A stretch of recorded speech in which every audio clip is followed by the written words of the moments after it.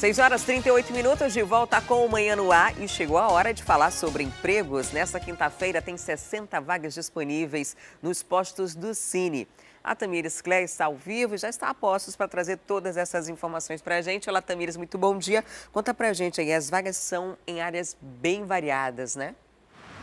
Oi, Adriane, bom dia para você, bom dia a todos. Pois é, né, são áreas bem variadas, tem na área de vendas, tem até vaga para churrasqueiro, enfim, tem área para tem cargos para todo mundo, inclusive quem tem apenas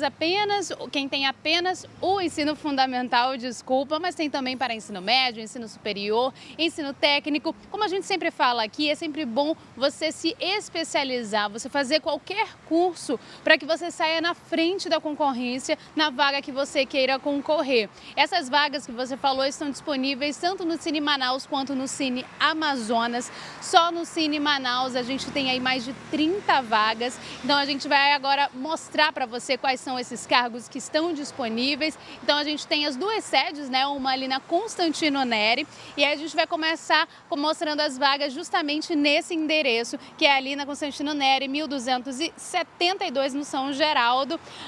Tem ainda motofretista cobrador, tem vaga para assistente financeiro, analista fiscal, recepcionista, conferente, motorista, entregador. Aí a gente tem também as vagas específicas para pessoa com deficiência. Tem auxiliar de limpeza e tem ainda as vagas disponíveis no Shopping T4, lá no Jorge Teixeira, perto do T4. Tem vagas para auxiliar de cozinha, tem recepcionista de hotel, agente de operações turísticas, tem churrasqueiro, chefe de cozinha, júnior, gerente administrativo e financeiro, inspetor de qualidade, auxiliar de estoque, tem ainda assistente de vendas, tem uma vaga.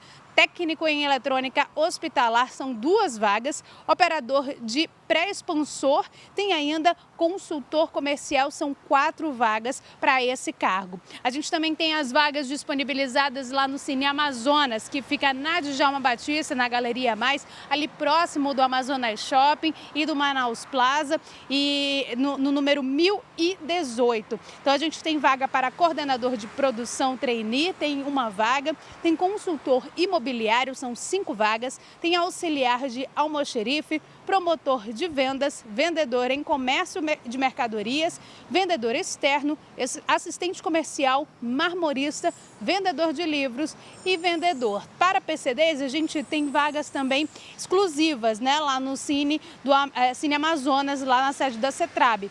São 2 vagas para auxiliar administrativo, 4 vagas para auxiliar de farmácia, tem ainda 4 vagas para vendedor interno, operador de caixa, auxiliar de estoque, são 2 vagas, todas essas últimas para pessoa com deficiência, que lembrando, tem que levar além de todos os documentos, né, normais, né, CPF, RG, comprovantes de residência, no caso dos homens, certificado de residivista, tem que levar também um laudo médico para atestar o tipo de deficiência que tem.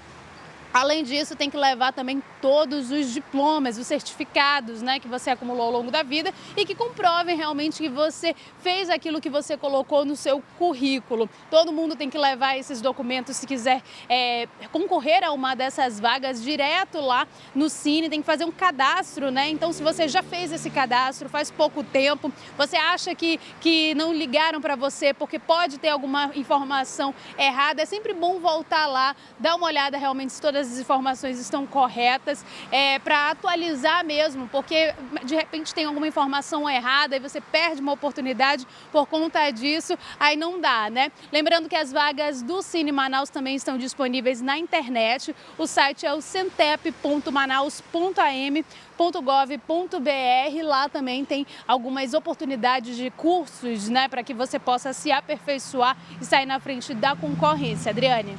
Obrigada, Tamires, pelas informações aí, pelas dicas. Você de casa fica atento para não perder uma dessas oportunidades. Até já. Está tramitando na Assembleia Legislativa um projeto de lei que discute a desigualdade salarial entre homens e mulheres. Se aprovado, o governo não poderá contratar empresas prestadoras de serviços que paguem salários diferentes para quem ocupa o mesmo cargo. Uma experiência de quase 40 anos no mercado de trabalho. E em boa parte desse tempo, a Sônia exerceu funções de liderança. Mas ela reconhece que foi uma exceção à regra. Situações diferentes, gerações diferentes, a gente tem que estudar também as culturas que são diferentes. Eu vim de uma outra região, onde as possibilidades de crescimento e desenvolvimento era diferente das que existiam aqui. Okay? Assim, vamos assim, entre aspas, a matriz da empresa estava fora e eu estava dentro dessas empresas. Hoje, ela é sócia de uma empresa que também presta serviços de recursos humanos. E no dia a dia do trabalho, elas percebem uma grande diferença entre os cargos ocupados entre homens e mulheres. A gente não observa isso dentro da mesma empresa, mas, por exemplo, quando eu vou fazer seleção de uma vaga mais estratégica e eu vou fazer uma avaliação no mercado, é percebido que as mulheres acabam recebendo menos nessa mesma função em outras empresas. De acordo com o IBGE, entre 2012 e 2018, houve uma pequena diminuição na diferença salarial. Ainda assim, as mulheres recebem cerca de 20% a menos que os homens. Elas também são minoria no mercado de trabalho e representam cerca de 43% dos cargos ocupados. A CLT prevê que, quando as funções são idênticas, os trabalhadores devem receber o mesmo salário sem distinção de sexo, etnia, nacionalidade e idade. Mas, para alguns parlamentares amazonenses, a legislação não é cumprida por todos os empregadores. Tramita na Assembleia Legislativa um projeto de lei que quer obrigar o Estado a só realizar contratos com empresas que comprovarem que não pagam salários diferentes para homens e mulheres no mesmo cargo. A ideia é que se realmente entenda da necessidade de se ter isonomia. As pessoas elas têm que estar nas suas funções por mérito, sim, e recebendo o mesmo salário. A comprovação vai precisar ser assinada pelo responsável da empresa e ter informações como nome, cargo, nível de escolaridade e raça declarada dos funcionários. E a gente tem que trabalhar com leis e políticas públicas que realmente possam coibir essa prática, né? Homens e mulheres capacitados devem ganhar os mesmos salários, devem ter igualdade de direito de participação no mercado de trabalho e assim é em qualquer setor da vida. Então, nada mais justo do que o setor público já dar o exemplo de que empresas que tiverem esse tipo de discriminação não poderão ser contratadas. Para especialistas em recursos humanos, a justificativa para a desigualdade salarial entre homens e mulheres é histórica e cultural. E para mudar a realidade, também é preciso mudar a forma que as trabalhadoras procuram um cargo melhor no mercado. As mulheres são educadas para serem mais lenientes, mais gentis, mais compreensivas, enquanto os homens são educados para serem muito mais impositivos, agressivos. E isso aparece numa negociação salarial, por exemplo. Então, os homens conseguem fazer melhores negociações salariais e acabam tendo essa diferença de remuneração. É importante também a mulher se perceber de uma forma profissional e de uma forma diferenciada pelo conteúdo que ela tem, conhecimento que ela tem, experiência que ela tem. E o Sindicato dos Trabalhadores em Educação do Amazonas, o CITEAM, realiza amanhã uma Assembleia Geral para consultar a categoria sobre a condição imposta pelo governo de que um estudo seja apresentado para comprovar que os professores ficaram sem reajuste salarial nos últimos 4 anos. Em reunião realizada na terça-feira, o vice-governador Carlos Almeida, que estava como governador em exercício, garantiu 3,93% de reposição salarial nos últimos 12 meses e afirmou a possibilidade de estudar as perdas residuais que a categoria afirma ter sofrido nas negociações do ano passado sobre as databases aí de 2015 a 2018, né? Já que eles passaram 4 anos sem reajuste e receberam no ano passado e no começo desse ano todo esse retroativo. A preocupação dos profissionais é que haja demora por parte do Estado nessa análise e a gente fica aqui na boa expectativa de que isso possa acabar logo, que possa haver um entendimento que seja bom para as duas partes. E o julgamento do recurso extraordinário que pode tirar a competitividade do polo de componentes da Zona Franca de Manaus foi suspenso ontem, enquanto o placar da votação estava em 2-2. Os ministros Edson Fachin e Luiz Roberto Barroso votaram a favor do Amazonas. Já Marco Aurélio Melo, que é relator da matéria, e Alexandre Moraes votaram contra. Com esse resultado, o julgamento foi suspenso pela Corte, aliás, pelo presidente da Corte, o ministro Dias Toffoli, e a previsão é que seja retomado hoje. A medida garante os incentivos fiscais às empresas de componentes que produzem no polo industrial de Manaus, frente a outros estados que também concedem esse tipo de benefício às indústrias. E a gente vai acompanhar e torcer para uma decisão favorável para o nosso estado, que já sofre muitas ameaças quando o assunto é a indústria. E a gente continua falando sobre a Zona Franca de Manaus, porque ontem os parlamentares amazonenses se reuniram em Brasília com o ministro da Economia, Paulo Guedes. Essa reunião foi marcada depois de uma entrevista polêmica em que ele disse, em outras palavras, que o Brasil não podia ficar no prejuízo por causa da Zona Franca. A Tamires Clay está ao vivo e vai trazer mais detalhes desse assunto para a gente. Olá, Tamires. Diante dos nossos parlamentares, o discurso de Paulo Guedes foi diferente, pelo menos o tom foi diferente. Ele não deu nenhuma garantia, nenhum tipo de compromisso real, mas já não teve aquele mesmo discurso incisivo da entrevista anterior.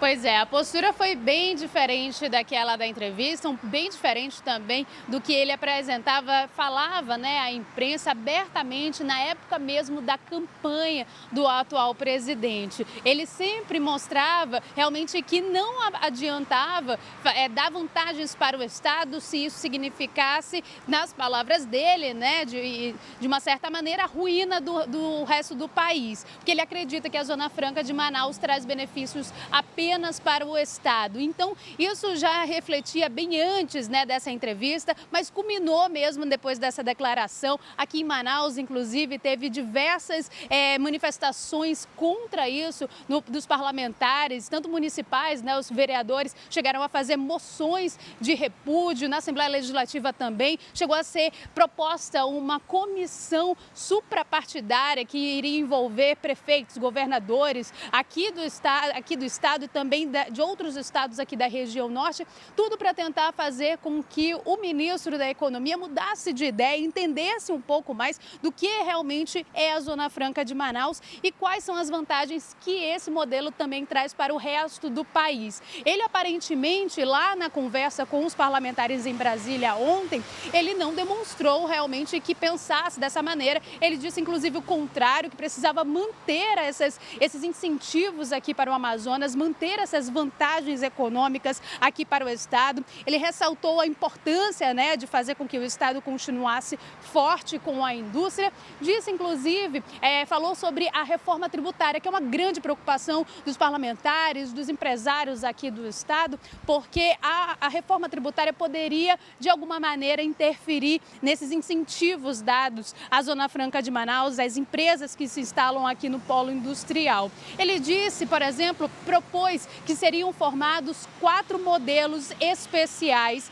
que não entrariam, de acordo com ele, no bolo comum ali. Ele disse que a ideia é tentar criar uma espécie de uma junção de todos os impostos, do PIS, do COFINS, do IPI, para que houvesse uma forma diferente. Mas isso tudo, de acordo com ele, ainda está em estudo, ainda vai ser posto em prática na reforma tributária, ainda vai ser colocado no papel de alguma maneira que ainda precisa ser discutida, mas os parlamentares já se mostraram aí um pouco mais tranquilizados, de acordo com o líder da bancada amazonense, o senador Omar Aziz. Essa conversa já foi muito proveitosa, já deu para tranquilizar um pouco, porque eles entendem que agora o ministro começou a mudar um pouco mais de ideia, mudar o pensamento em relação ao que é a Zona Franca de Manaus para o estado do Amazonas e também para o país. Mas realmente, como você disse, não foi uma proposta muito muito clara do que realmente o governo pretende fazer para o Estado, não deixou assim